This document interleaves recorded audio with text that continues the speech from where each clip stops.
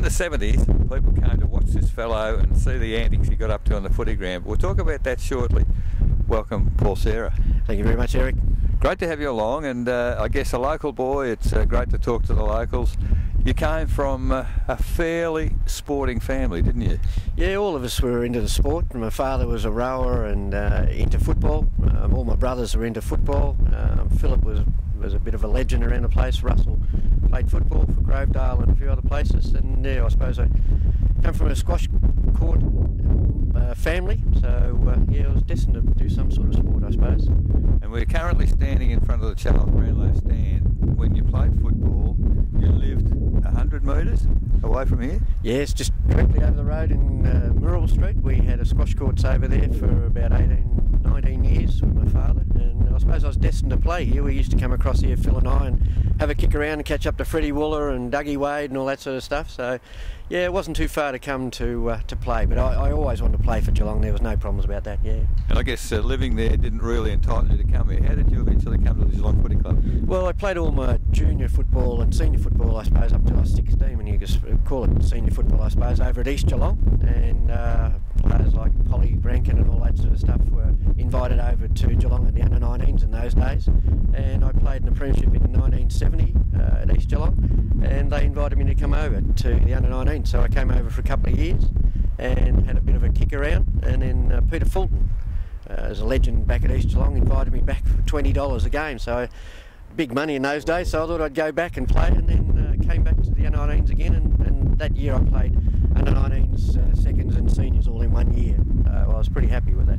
And then finally cracked it into the senior side. And going back to what I started with, people did come to watch you play football. For what reason?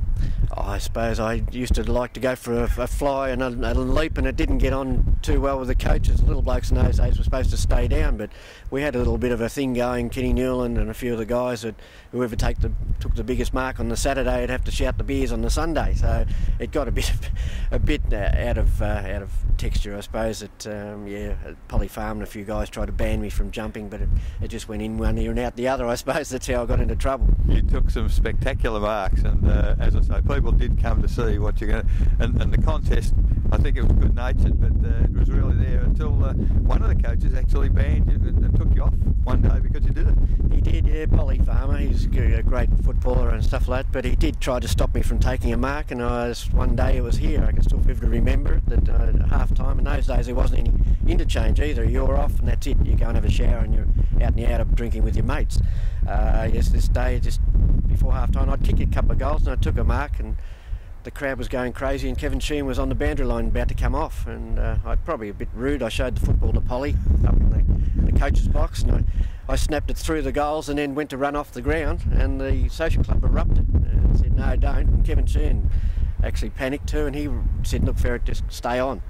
And that was it. But yeah, I stayed on that day and kicked a few, but he tried to stop us from taking marks, but yeah, I couldn't help it. Once it was there, I had to go for it.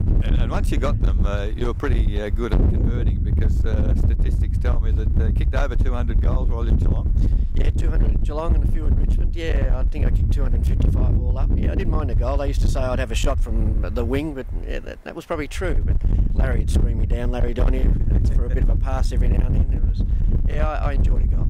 And standing beside you today, where would you play in today's football? I don't know. I think the little bloke's starting to come back into the game. There's not a lot of rovers that sort of get off the hands of the pack. Mill and all that sort of stuff is doing it. But I think in the forward pocket, kicking a few goals and maybe come up the ground. I don't go too far away from the goal, so mate. No, you didn't go all that far, but a very, very capable rover goal kicker for the Geelong Footy Club. Now, around 1980, you had a successful career at Geelong, and well, I guess had a falling out with the coach. Is that the easiest way to describe it? Yeah, it would be. We won't go into it, I suppose, but Billy Goggin and I didn't see eye to eye about 2 games into 1980, and as it turned out, that he gave me the flick to Richmond, and it could have worked out very well, except I broke my cheekbone against Geelong in the second semi-final, and I could have played in a premiership, but not to be.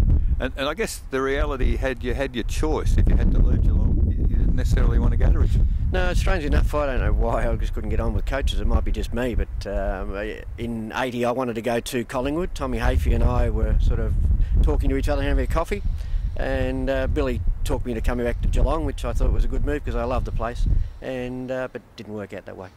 And any regrets over your football career? None at all. Probably I would like to have got a bit fitter, but it just wasn't in my mould. I was a bit of a lazy bugger, and yeah, didn't do much. But that's probably the only regret, that I didn't have a go, because I believe I could have done a little bit better. Well, I guess in the 70s, a lot of people got a lot of joy out of coming and seeing you try to take those speckies, and you know, you had a great career here, and I do thank you for your time this morning. Thanks very much, Eric. It's been great. It's been Paul Serra in Catching Up with the Cats.